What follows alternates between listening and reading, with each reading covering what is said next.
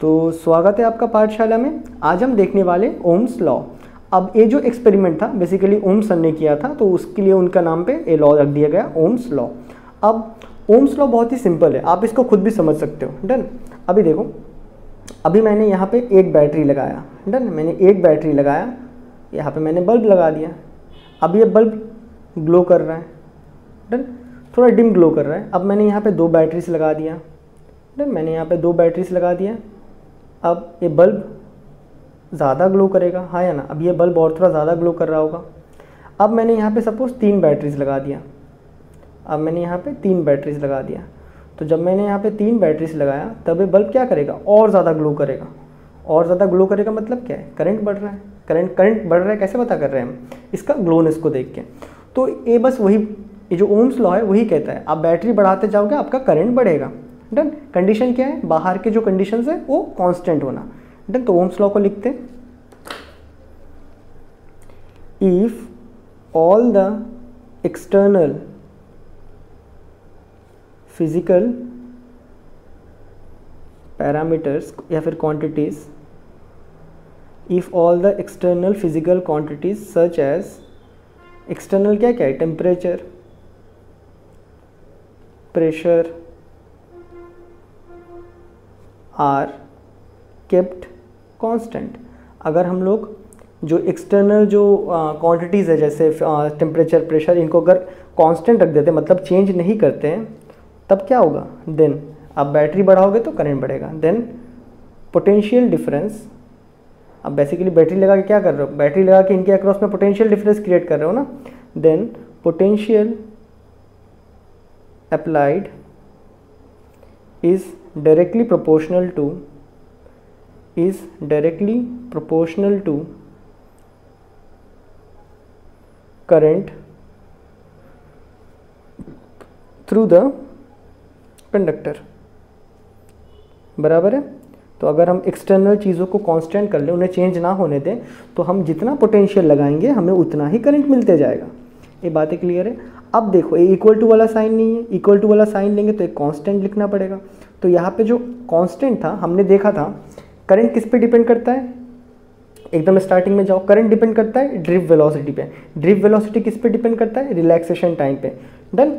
अब देखो, और रिलैक्सेशन टाइम टेम्परेचर पे, लेकिन हमने टेम्परेचर को कांस्टेंट कर दिया तो वो बात दिक्कत नहीं है। तो जो करंट है वो किस पे डिपेंड करता है, ड्रिफ्ट वेलोसिटी पे। ड्रिफ्ट वेलोसिटी किस पे, रिलैक्सेशन टाइम पे। रिलैक्सेशन टाइम किस पे डिपेंड करता है तुम्हारा, कोलिजन्स पे, एवरेज कोलिजन। डन है। तो कह सकते हैं कि यहाँ पे जो कांस्टेंट आर आया, जो कि वी और आई के बीच में करंट के, मतलब करंट को जो यहाँ पे करंट के साथ में आया है, इसका मतलब है जो आर है वो क्या है, इसका नाम दिया गया रेजिस्टेंस। और एक क्या होता है, एक किसकी वजह से, रेजिस्टेंस किसकी वजह से होता है, रेजिस्टेंस एक किसकी वजह से होता है, it is cause due to collision of charge particles. वो जो चार्ज पार्टिकल्स कोलाइड करते हैं ना, तो चार्ज पार्टिकल अगर ज़्यादा कोलाइड करेंगे तो रिलैक्सेशन टाइम कम होगा। रिलैक्सेशन टाइम कम हो जाएगा तो आपका वेलोसिटी कम होगा, ड्रिफ्ट वेलोसिटी कम होगा। ड्रिफ्ट वेलोसिटी कम होगा तो अल्टीमेटली करंट भी कम आएगा। तो ये यहाँ पे जो रेजिस्टेंस फैक्टर है वो किसका है, वो कोलिजन की वजह से होता है। ठीक है। It is causes due to collision. अब जैसे ये रेजिस्टेंस है, ये ओम्स सर ने किया था, तो ये जो रेजिस्टेंस है इनका यूनिट क्या हो जाएगा, देखो बेसिकली तो यूनिट लिखना चाहते हैं, तो यहाँ पे अगर हम लिख दें तो क्या मैं लिख सकता हूँ, V/I is equal to R। तो यूनिट ऑफ रेजिस्टेंस, इस रेजिस्टेंस का यूनिट क्या है, इसका यूनिट रहेगा आपका वोल्ट पर एम्पेयर। लेकिन ओम सर ने किया था तो इसका जो यूनिट है हमने इस सर के, मतलब ओम सर के नाम पे रख दिया, दैट इज ओम। और इसको लिखते बाय द वे स्मॉल सा ओ जैसा बनाते हैं, नीचे से थोड़ा खाली रखते हैं, ऐसे खींच देते हैं, तो ये बन जाता है आपका ओम का सिंबल। यहाँ तक बातें क्लियर है। अब देखो, इसमें जो एक इंपॉर्टेंट क्वेश्चन पूछता है वो है कि define 1 ohm resistance, that is define 1 ohm resistance, कि 1 ओम रेजिस्टेंस क्या होता है। अब ये जो 1 ओम रेजिस्टेंस है, ये वाला ठीक है आपका सेपरेट पार्ट है, ठीक है, क्वेश्चन वाला पार्ट है कि ये क्वेश्चन अक्सर पूछता है। तो 1 ओम रेजिस्टेंस हम कब बोलेंगे, देखो ये कोई ऐसा, ये देखो एक मटेरियल है, अगर मैं इसके अक्रॉस 1 वोल्ट पोटेंशियल अप्लाई करूं और इसमें से अगर 1 एम्पेयर करंट फ्लो हो रहा है, तब मैं बोल दूंगा इसका रेजिस्टेंस कितना है, 1 ओम है। सपोज मेरे पे एक और मटेरियल है, मैंने इसके अक्रॉस में 1 वोल्ट पोटेंशियल अप्लाई किया, करंट फ्लो हो रहा है 0.9 एम्पेयर, क्या इसमें रेजिस्टेंस कितना 1 ओम है? नहीं है। तो उसी तरह हमने बोला 1 ओम रेजिस्टेंस को डिफाइन किया ऐसे, इफ इन एनी मटेरियल, अगर कोई भी मटेरियल में when a potential difference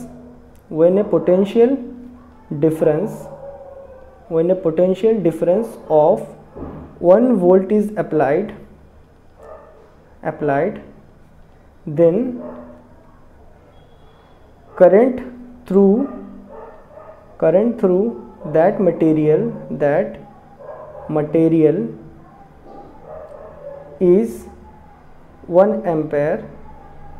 So the resistance of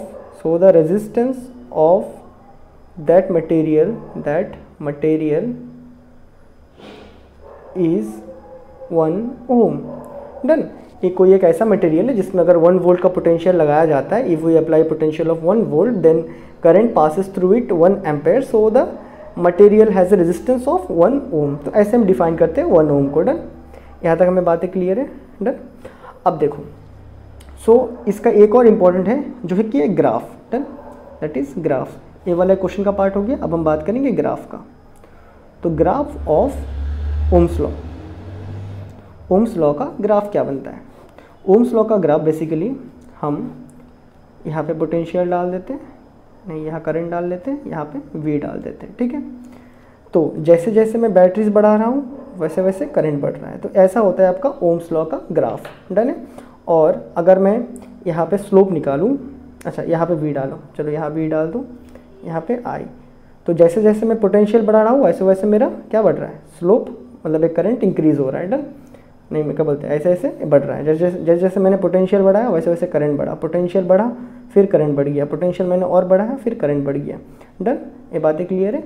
और इसका जो ग्राफ होता है इसे VI ग्राफ बोलते हैं। और इसका स्लोप क्या होगा बताओ? स्लोप क्या होता है? Y axis upon X axis. Y axis में क्या है? अब मान लो कि यहाँ पे तुम्हारा कुछ V1 है, V2 है, V3 है, सपोज I1, I2, I3। अगर मैं इस पर्टिकुलर एरिया में स्लोप निकालूँ तो मैं स्लोप कैसे निकालूंगा? दैट इज़ Y एक्सिस में कितना चेंज हुआ, that is V3 minus V2 divided by X axis में कितना चेंज हुआ, I3 माइनस I2। क्या है, कुछ del V by del I नहीं आएगा। तो याद रखना जो डेल V बाई I है that is V by I, del V by del I मतलब change in potential by current, यहाँ पे पोटेंशियल बाई करंट ही है। तो जो स्लोप होता है ना, slope of VI graph is resistance. Done, कोई भी VI ग्राफ अगर मतलब पोटेंशियल और करंट का ग्राफ आपको दे दिया जाए तो उसका जो स्लोप रहेगा वो आपको क्या बताएगा? रेजिस्टेंस बताएगा। क्या हमें यहाँ तक बातें क्लियर है? तो ये होता है बेसिकली आपका ओम्स लॉ। अगर कोई भी ग्राफ जो कि ऐसा नहीं बन रहा है, इसको छोड़ के और भी कुछ अलग अलग बन रहा है, तो वो नॉन ओहमिक मतलब सर्किट या फिर नॉन ओहमिक कंडक्टर का होगा। डन, वो हम देखने वाले लिमिटेशंस ऑफ ओम्स लॉ कि ये जो ग्राफ है वो सारे मटेरियल के लिए नहीं बनते हैं। डन, इवन अगर आप एक्सटर्नल सारी चीज़ों को कांस्टेंट कर दो, ना चेंज करो, तब भी ये ग्राफ अलग अलग बनता है। तो ये था बेसिकली आपका ओम्स लॉ। तो आई होप आपको ये वीडियो बहुत बढ़िया से समझ आया होगा और मैं मिलता हूँ आपसे नेक्स्ट वीडियो में। तब तक के लिए गुड बाय।